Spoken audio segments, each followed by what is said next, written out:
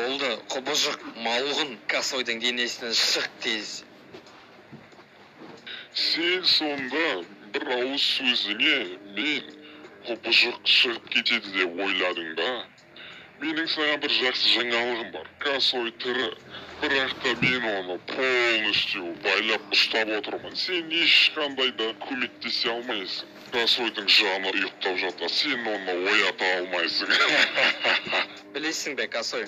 Сен де мені дәл осылай емдеген едің. Егер де есіңде болса, мен сенімен Косой, Қасым Жомарт бауырым, сенімен сөйлескім келеді. Менің басымды зомби жаулап алған кезде сен, Косой, нағыз дос ретінде мені лақтырмай көмектесіп, зомбиді қуып жіберуге көмектескен едің, Косой.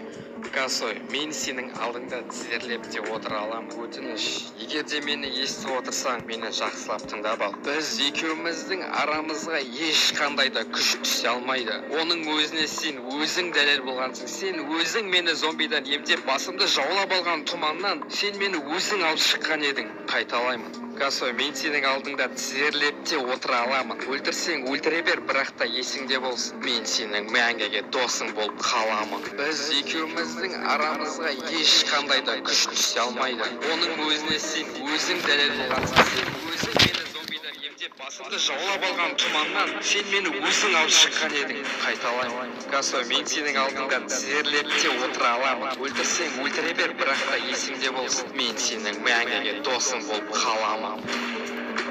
Onun üzerine asabildiğim konuştu.